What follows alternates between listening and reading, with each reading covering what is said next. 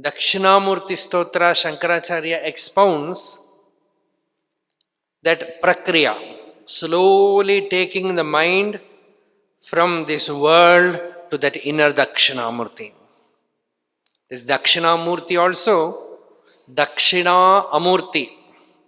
He is not a Murti, he is Amurti, he is the formless being.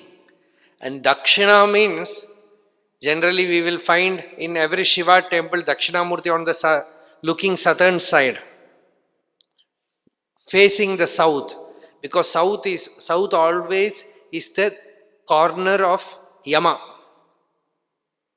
So the real master stares, he looks at death, he faces death. Unless you face death, unless you explore death, there is no way you can transcend it. It is not the story of simply Nachiketas or Ramana Maharshi. Every spiritual initiate has to transcend the death, go through death experience. Our Upanayana Samskara, when the child is initiated to Gayatri, I have done it, so I have seen it. When the father holds the hand of his son and tells, Mrityave tva paridhathami, Antakaya tva paridhathami. He says, oh my dear son, I offer you to death. I offer you to the Antaka. Go to him and come back with Gayatri. The Veda gives a beautiful episode of this happening. Slowly going up, the Chandas one by one, they return back, and ultimately Gayatri brings the Somarasa. This is being described in Samhita Bhaga. So that is there.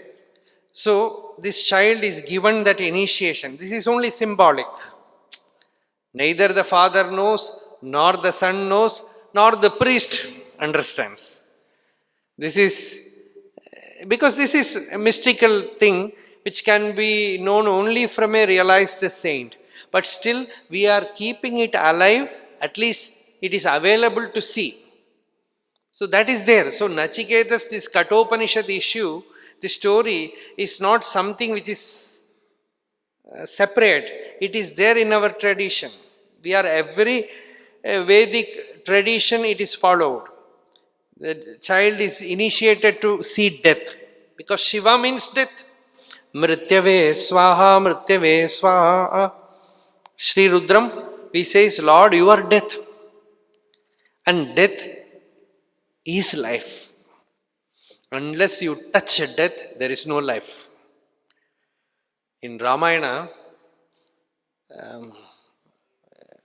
Bharata went to Rama to bring him back to Ayodhya. So he is beseeching, Lord, please come back. I cannot rule this kingdom which belongs to you.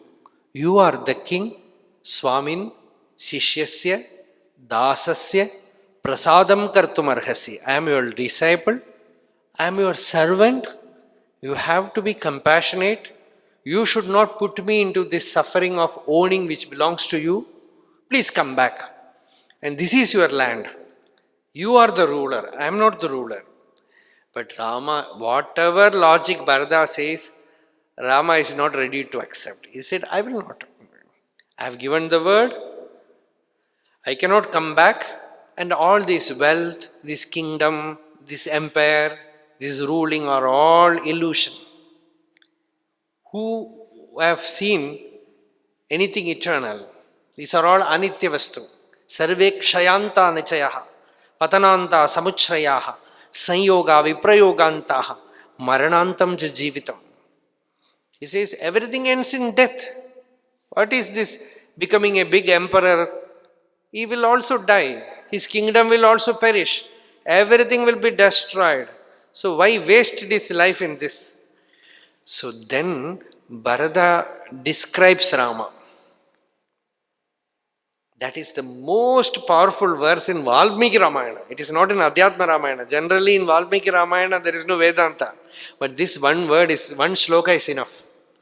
There Bharata says, he tells, brother, O Lord, you always live in death.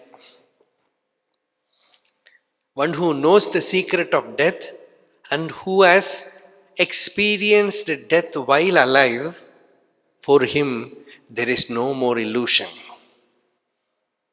Yatha mritaha tatha jivan. Yatha sati tatha sati. Yasesha buddhi labhasya. This is a buddhi labha. He says this is not some outer achievement. You simply recognize that death is your real nature. Death means what? Absence of body, absence of mind, absence of this ego is death. And somebody said, Bhagavan Ramana Maharshi, he said, Bhagavan, I am afraid of it. Because all these things will go. Then Bhagavan smilingly said, why are you afraid? Nobody is afraid. Every day you prepare yourself for that state in deep sleep. You arrange the bed, you put fan, every day there is only one hope that you will get good sleep in the night. And what is that state? That is why Ramana Maharshi's story, he had death experience. But in his teaching, he never prescribed that for others. He never said you should have death experience. He only said you are already having it in deep sleep. Every day you go into that state and have the experience of bodilessness, mindlessness, egolessness, worldlessness, and no joylessness you are not experiencing. When everything goes, happiness alone remains.